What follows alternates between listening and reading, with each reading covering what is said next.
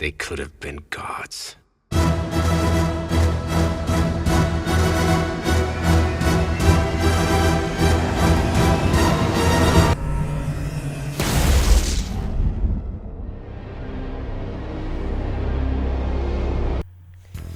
Where do I begin for issue 30 of Mighty Morphin Power Rangers? Where do I begin? Because this is the penultimate chapter before we get to the finale in 2 weeks of Shattered Grid, and holy shit did a lot go down. I think we should start off with the cover, because the cover looks amazing. Now this cover was edited months in advance. We just saw Drakkon's throne and all the Ranger helmets, but I kind of got that was the case a while ago, because I got the feeling like, why would they have the throne empty without anyone sitting on it? And that was just basically to cover up Drakkon's final design for Shattered Grid, where we see his Evolution 3, people call it, and it looks really cool. He's got like a black spandex suit, the gold armor, he's got like a gold dragon shield, he's got his dragon flame shield. He looks amazing powered up. I know that Power Rangers now made the joke that he kind of looks like Thanos sitting on the throne, and Drakkon just looks amazing in this like main cover, because I want to talk about the different variants that we got for this issue, because these variants look so cool. And what we got for the variants, I want to get into the variants now, and then I'll get into the main covers. The variants look so cool, because we've got one based on a Spider-Man tribute cover, where I think it's based on the symbiote issue, where he's ripping off the symbiote Venom suit and he's ripping it off, I believe. There's one based on Dragon Ball Z movie 12, Fusion Reborn, where it's Tommy and Tommy fusing into Lord Drakkon. I believe it's based on the movie, yes, this is definitely based on the movie 12, poster of Fusion Reborn, or whatever it's called, the World's Strongest Fusion, I think it's called in Japan. And then there's a one actually based on Infinity War, and holy shit, that one looks amazing. I'm gonna have to redo my thumbnail and make that one the main cover if I don't get around to it, but that one looks really cool, where he looks like it's based on Infinity War. You see Drakkon holding the power crystals, which is sort of like the Infinity Stones, and it looks really cool. These like variant issues, I suggest you pick them up, because they all look amazing. They're all based on something that you either know about and something you love. Like if you love Dragon Ball Z, if you love Spider-Man, if you love Marvel or Avengers, you'll love these variant issues, and I suggest you pick them up because they look so cool. But anyways, onto the main cover. Drakkon resting on the throne, where he's sitting on the throne, he's got his arms on the armrest, he's got one of his legs on the cracked Green Ranger helmet, which kind of symbolizes who he used to be, because he's no longer that Tommy. He's Lord Drakkon now, and this cover just looks amazing. All of these covers look amazing, and like I said, I suggest you pick up whatever one you want, whatever one you can, because these look so cool, man. But anyways, on to the main issue. It picks up where we last left off, where Rita was confronted by Kruger and Zordon, and she's basically saying what we were always saying last month, but we never thought this would happen. Like, Zordon and Kruger would go to Rita for help, and I love Rita's interaction, because she's not taking this meeting very seriously. She's like even mocking Kruger, saying, "Vince, do we have any chokers or a collar that'll help the commander remember his place?" Now, I'm wondering if these characters have sort of history together, because I can't figure out how old Kruger is. I know that Rita was trapped for many thousands of years, but I don't know how long Kruger has been alive for, so maybe these characters have had some sort of history in the past together. So I would like to know if they have or not, but either way, it's a very interesting interaction these characters got. And Zordon pleads for Rita to help, not begging on his knees, but he basically says, if you don't help us and we're not able to defeat Drakkon, all of reality will be wiped out, including yourself. And I love Rita's expression. She kind of has this I don't care look on her face, like she's making faces, and then on like the last panel we see her, she's like resting her hand clenched up on her face. It's really cool. She doesn't give a I don't really care attitude, but she's going to help anyway, that we see later down the issue. And that's really cool, that like Rita just, you can tell that she's planning something, which we do see later on down the line, and we'll get to that. But now let's continue on with the issue. So on the next page, Drakkon is smelting down the Ninja Star that he got way back in the annual, which was like a few months ago at least, and I kind of forgot about it. So I kind of like the little reminder that they do in comics. And he's smelted down the ninja star and he's used it to repair Saba.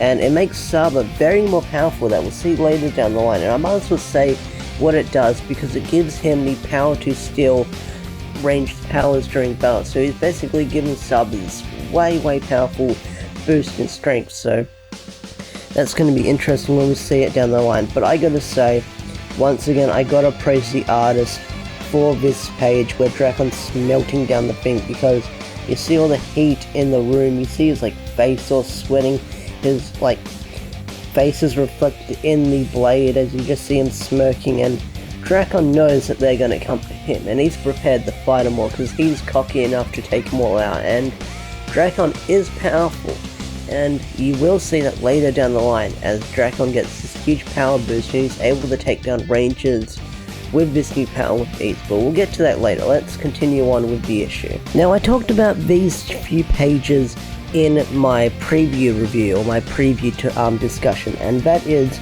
all these different characters reuniting and interacting. So we've got all the Rangers lined up, and Dr. K says they're tweaked the morphers, so that means they're going to be a lot stronger, so they probably don't get affected by the black dragon cannons. And we've got Jen reuniting with Eric, because Eric got the message, because Eric wasn't in the spaceship at the start of Shattered Grid. He was probably off on Earth doing his own thing. We've got, once again, I'm going to say this again, Magna Defender and Phantom Ranger hanging out and interacting, and it's really cool, because like I said, Magna Defender says you're a helmet kind of guy on, no, you're a, so you're the kind of guy with your helmet on all the time, and Phantom Ranger goes, yeah, and Magna Defender's like, cool. We've got Jack from Hyperforce interacting with Dustin, and Jack's taking an interested in Dustin's weapon, and that's a really cool panel. We see Trini being suited, well, World of the Coinless Trini being suited up by Trini and Billy into the Black Dragon armor, which they kept in the fight, which was really useful that they kept it. I didn't think they would keep it, but I'm guessing because they transported back and forth to worlds, they did keep it. So it's really cool that they kept this armor lying around for a battle like this. And then on the next page we've got Grace, and she's talking to a familiar face that we saw a few weeks ago, and that is, she's talking to Ranger Slayer Kim, and she says, yo, do you want to say something before we go and do this mission on the moon? And Ranger Slayer Kim says, no, we've got a mission on the moon, we've got a rescue mission to pull off on the moon. And I know that this is a different artist drawing Ranger Slayer Kim, but I swear that she's slightly older in this drawing. Like, she looks taller, or her face looks slightly different. Now, it could be the artist, but I swear she looks older. But I think on the Ranger Danger podcast, when she was transported to Grace in Go-Go issue 12, she was transported in the Go-Go timeline, not into the Mighty Morphin timeline, I believe. I think that's the case. That's why she might look slightly older here, because I swear she looks more adult in this drawing. And then on the next page, Jason gives this really big Braveheart speech saying how they have our powers, but they'll never steal what a part of what we are, the Power Rangers, because we all work together and stuff like that. And it's a really cool speech, I gotta say, it's a really cool speech. And like I said, I like the drawing where everyone's lined up and you see all the different Megazords lined up together. It's a really cool panel. I gotta say props to the artist who did this, because this looks freaking amazing, because it's got like a sunset background and all the Rangers all lined up together. It looks amazing, I love it. After that speech, Kimberly walks over to Jason and Lauren, and she kind of makes a joke saying, next time in history class you should write my history speech.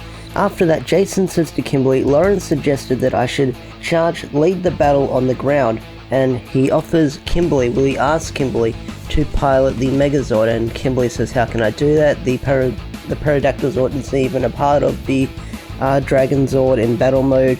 And Jason goes, I know. And he hands her the Dragon Dagger, or the Dragon Flute. And Kimberly breaks down in tears as she's crying, and as she holds the Dragon Dagger, she gets powered up into the Green Ranger armor. And she looks really cool wearing, and I'm gonna say, this is a really cool design, and it's cool that we're finally seeing Kimberly wearing the armor of the Green Ranger. And it's really cool symbolically, because she was the one that saw Tommy die, and she loved Tommy, even though it's like sort of not 100% confessed and they're going out at this point in the series. They're just lovey-dovey back and forth with each other. She's just crying that she's wearing this armor, and I just gotta say, it's a really cool rendition of her wearing the armor. After that, the battle then begins, where the Rangers are transported on the moon, and you see Drakkon's army right in front of the moon base, and he's got a few new sentries, I believe. There's 2 new ones that I'm seeing on this panel, where you see a Ranger that is white with orange tints around it, which I believe must be an in-space armor. I don't know which one it might be, but it's hard to figure out. But the yellow one with the big shield and the gun, that one, I think that's a Dino Ranger armor, I believe. I could be wrong, but someone in the comment will correct me, because I don't even know if these sentries have names yet. But if they do, tell me in the comment section down below, because I have no idea where these armors are from or what Ranger design they're based on. I think the yellow one must be Dino Charge, because it's all just the design where it's got the spikes on the side. But anyways, Lauren and Jason talk to each other, and Jason goes, "What you thinking about it?" And Lauren goes, "Do you really want to know?" And Lauren has this really cool moment. I mean, I'm not a shipper. I don't ship characters. I'm not the one who'll say I want these characters to be together, but this moment, so gosh darn sweet. But Lauren goes to Jason, and she's looking at him, like the background's all nice, like, oh, not all nice, the background's all white, where it's like that bright lighting, and she basically says, "I was thinking, no matter how this goes down, I'm really glad you and I got to know each other." And that last part gets cut off, when she says glad to get to know each other, because Drakkon enters the battle. No, wait, they get blasted by more sentries, and these sentries are in space Rangers where they've got jetpacks on, and it's really cool because they're getting attacked on all kinds of angles. And as everyone is being attacked, all the Red Rangers enter Battleizer mode, and this is really cool because you see all the Rangers charging forward, Jason in the middle, you've got all the Red Rangers in their Battleizer armors. It's so cool, and you see the Megazords in the background. This is just an amazing panel. Once again, I'm going to praise the artist. We then cut to Drakkon's throne room, where Rita easily takes out the 2 red sentry guards, and as they sit in the throne room, Rita looks at Drakkon's throne and she clicks her fingers and summons the green candle. Now the green candle, Rita was looking for it way back, like about a year ago she was looking for the green candle. I want to say in issue, not issue 20, because issue 20 was the great story. I think in like maybe issue 19 or issue 21. It was right after the Lord Drakkon arc started. No, it was like right after the Lord Drakkon arc ended. She was looking for the green candle, and I had no idea that they would come into play in Shattered Grid, so props to Kyle for planning this way ahead of the game, because I had no idea that the green candle would be like a main player in Shattered Grid, and probably a way to take down Drakkon. And then on the next page, the battle rages on, and I want to say this is really cool because you see Megazords fighting each other, you see like all these different Rangers fighting and interacting. It's so cool, it's just so damn cool. Like you see SPD Blue fighting Psycho Pink, you see Gia and I think it's Chip, I believe, they're interacting. It's just really cool, and Drakkon is just wiping the floor with a lot of Rangers. He easily takes out from Ninja Steel and steals his Morphin, and that's when we get the reveal that his sword can steal Morphin powers, and I believe he's upgraded it because the way it's drawn, he swipes it and the blade is extended. So I think either that's the way it's drawn, or you can extend the blade now to get really long. That's a really cool power. And as the battle is going on, Gia from Super Mega Force, I nearly said Hyper Mega Force, from Super Mega Force says we've got a really big problem, and this is really cool because out of nowhere, Serpentera comes down from space, just rams down on the Rangers, and just engulfs the Mega Dragonzord, or the Dragonzord battle mode, and that is really cool. And that's not the only thing that Drakkon has in his Lord Zeds. And a lot of people are probably going to be asking me, how did Drakkon get Serpentera? Well, I believe Serpentera was always hidden on the moon, I believe, and the fact that Drakkon is a smart planner when it comes to getting the assets that he needs, like, of course he would have had Serpentera at this point of time, so it's so cool that he's got Serpentera. and we're seeing it in the comics. Just, that's so cool. But all the Rangers try to attack, all the Red Rangers powered up try to attack Drakkon, and Drakkon easily wipes the floor with them, and Kimberly then confronts Drakkon, and she's using the green dragon dagger as an arrow, and she fires at Drakkon and actually hits him, and Drakkon kind of mocks her, saying, "Congratulations, Kim, you managed to get your best shot on me, let me return the favor." And as he does that, his powers are weakening, and he teleports back to the throne room, where Rita is sitting on the throne, and she goes, well, Lord Drakkon, I'd offer you a seat, but it's occupied, which is a really funny line. And Drakkon goes, "What have you done?" And she kind of says, "I've done a spell or two," and she basically explains the properties of the green candle, where once it runs out, it's going to basically take away your powers. And it's cool that they're doing that with the green candle, because I didn't think that would be I said they could take away Lord Drakkon's powers, but I said I don't think I had no idea how they would take away Lord Drakkon's powers. So if that's how Lord Drakkon gets defeated, with his powers being drained with the candle, it'll be interesting. But Rita hits Lord Drakkon while he's down, and Zordon's like, that's not part of the plan. And as Zordon and Rita are arguing, Finster 5 comes in, holding Lord Zed's staff, and just swipes it at him, electrocuting him while taking out Ninja, Kruger, Rita, and even damaging Zordon. So props to Finster 5 for saving the day. And as Finster 5 confronts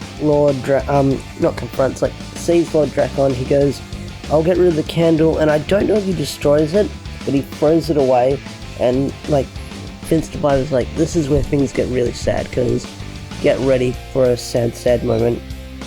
Finster 5 says, I need to treat your wounds, you're damaged, and Drakkon's like, no, I can't leave the battlefield, I need more power. And Finster 5's like, I can't let you get more power, because if you get any more powered up, you will be killed. And Finster 5 is playing with Lord Drakkon. You're my friend, and I don't want to see you hurt. And this is a really sad moment, because you see Lord Drakkon smiling, and he goes, thank you, my friend, for everything. And Finster 5 is playing with him, and then on the bottom panel, you just see Lord Drakkon snapping Finster 5's neck. He killed his best friend.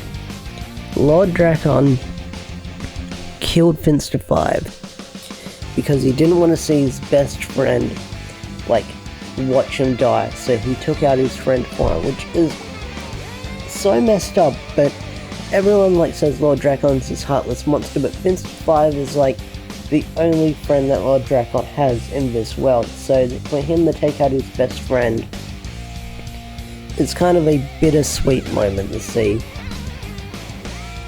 He snapped his neck, holy shit. But anyway, on the next page, the battle rages on as Rangers are trying to take out the sentries, and Lord Drakkon goes through the throne room, or the lab, where he wants more power. He presses a button, and the panel ends with Lord Drakkon getting a giant power boost, and he's screaming, and he's powering up, and he's doing a... I didn't want to do a Dragon Ball Z scream, but anyway, he's powering up. And as he powers up, the issue ends, and it says, to be concluded in Shattered Grid number 1, or Shattered Grid finale, whatever you want to call it. Anyways, that's the end of issue 30 of Mighty Morphin Power Rangers. So that was issue 30 of Mighty Morphin Power Rangers, and holy shit, was it one hell of an issue, because it just had fighting, swords everywhere, rangers everywhere. It was so crazy of an issue. I mean, it was just nuts. And then it took place on the moon. I didn't know that the battle on the moon would take place for a good portion of this issue. It had a lot of double page spreads. It was so cool. And props to the artist, because he went all out for this issue, and holy crap, was it amazing. And we had Serpentera, Finster 5 getting killed. It was just something crazy, this issue, and props to Kyle writing this and the artist, because Shattered Grid is almost over. It'll be over in 2 weeks, and holy shit, it's been one hell of a ride for Shattered Grid. I've been loving it. I've been loving covering Shattered Grid. I'm so glad you guys have stuck around for me covering Shattered Grid, because it is crazy. But anyways, that's going to wrap up my review of issue 30 of Mighty Morphin Power Rangers Shattered Grid Penultimate Chapter.